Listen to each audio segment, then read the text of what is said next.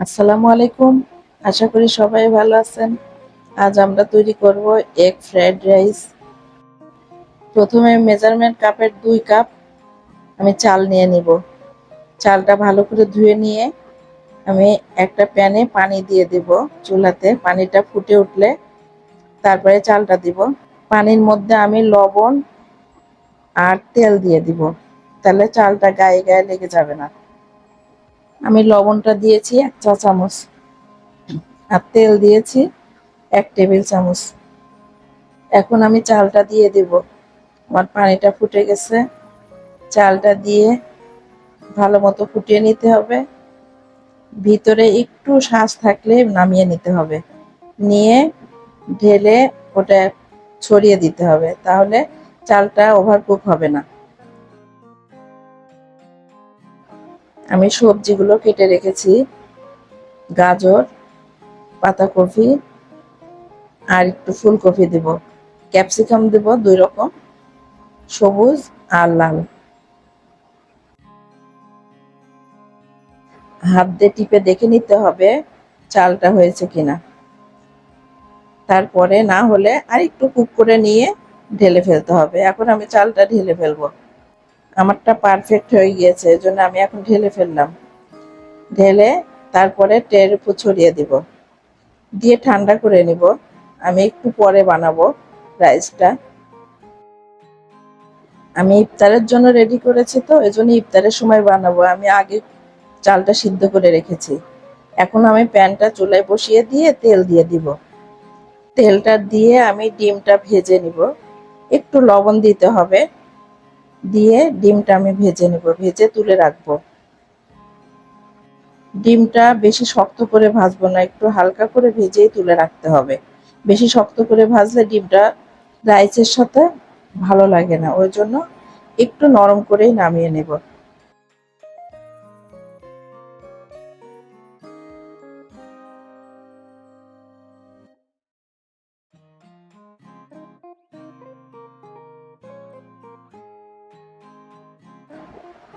আমার ডিমটা প্রায় ভাজা হয়ে গিয়েছে, আর একটু ভেজে নামিয়ে নিব। নামিয়ে নিয়ে আমি একই প্যানে আবার তেল দিয়ে দিব। দিয়ে প্রথমে ফুলকপিটা দিব আমি। ফুলকপিটা ভাজা হলে আমি গাজর দিয়ে দিব। ফুলকপির ভেতরে দিয়ে দিব গাজরটা। গাজরটা একটু ভেজে নিয়ে তারপরে দিব আমি পাতাকপি। পাতাকপি দিয়ে কাঁচামরিচটাও দিয়ে দিব। ভাবলাম পুরা গাজরটা দিব না, পরে আবার পুরাটাই দিয়ে দিলাম।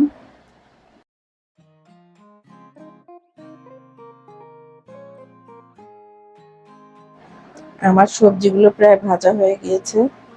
এখন আমি পাতাকপিটা দিয়ে দিব। পাতাকপি পুরাটাই দিব আমি।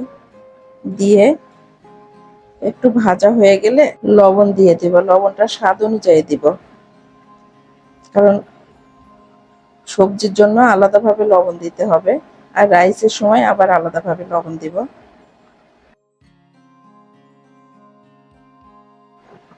এখন আমি কাঁচামরিচটা দিয়ে দিব আর গোলমরিচের গুঁড়া দিব। গোলমরিচের গুঁড়া এখন 1/2 চা চামচ দিব, পরে আমি আর একটু দিব।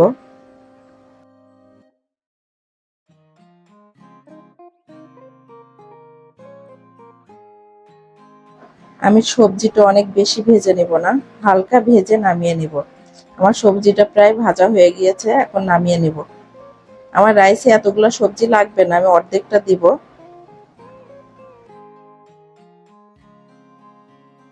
আমি সবজিটা ঢেলে নিয়ে একই প্যানে আমি বাটার দিয়ে দিব। রাইসটা বাটার দিয়ে রান্না করলে বেশি মজা হয়।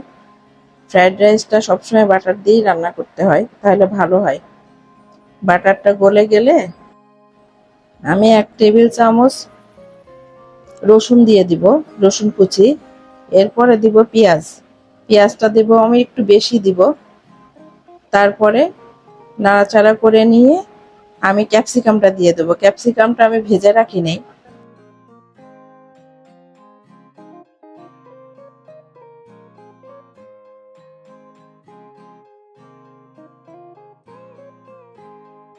পেঁয়াজ রসুন আমার হালকা করে ভাজা হয়ে গিয়েছে।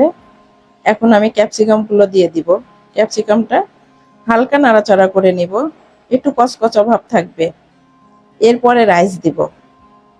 রাইসটা দিয়ে স্বাদ অনুযায়ী লবণটা দিতে হবে, গোলমরিচের গুঁড়া এগুলো আমি দিয়ে দিব।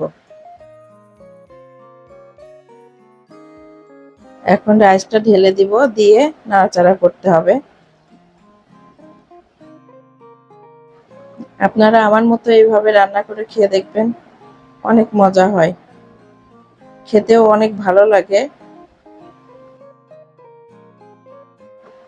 আমি ইফতার বানাতে বানাতে আমার গেস্ট আসছে, আমার গেস্টটা খেয়েও অনেক মজা বলছে।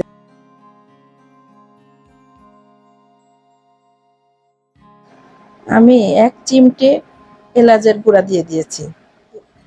আমার কাছে এলাচের ফল দিলে একটু ভালো লাগে, তাই আমি একটু দিয়েছি। এবার আমি সবজিগুলো দিয়ে দিব। সবজিগুলো দিয়ে নাড়াচাড়া করে, ডিমটা আমি একটু পরে দিব। সয়া সস, টমেটো সস এগুলো দিতে হবে। আমি গোলমরিচের গুঁড়াটা 1 চা চামচ দিলাম, আর সয়া সস দেবো 1 টেবিল চামচ। টমেটো সসটাও 1 টেবিল চামচ দিব। এখন আমি সয়া সসটা দিয়ে দিব, দিয়ে নাড়াচাড়া করব। নাড়াচাড়া করে এরপর আমি টমেটো সস দিব। আমার সয়া সসটা দিয়ে নাড়াচাড়া শেষ। এখন আমি টমেটো সসটা ঢেলে দিব। টমেটো সস দিয়ে আর একটু নাড়াচাড়া করব। নাড়াচাড়া করে ডিমটা দিব। ডিমটা আমি লাস্টে দিব, নাহলে ডিমটা বেশি শক্ত হয়ে যাবে।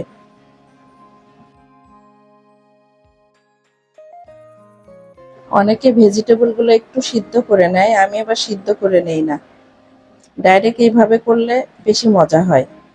এখন আমি ডিমটা দিয়ে দিব, দিয়ে আর একটু নাড়াচাড়া করব।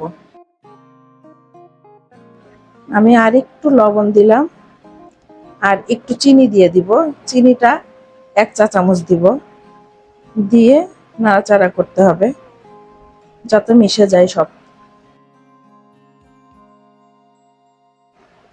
আমার ছেলে মেয়েদের চিকেন ফ্রাই, ফ্রাইড রাইস আর ক্যাশু নাট সালাদ, এটা হলে রোজার সময় আর কোনো কিছু লাগে না। আমার রাইসটা হয়ে গিয়েছে, এবার আমি পরিবেশন করে দেখাবো কেমন হয়েছে। আর আপনাদের কাছে আমার ভিডিওগুলো কেমন লাগে, ভালো লাগলে অবশ্যই লাইক, শেয়ার, সাবস্ক্রাইব করে আমার পাশে থাকবেন।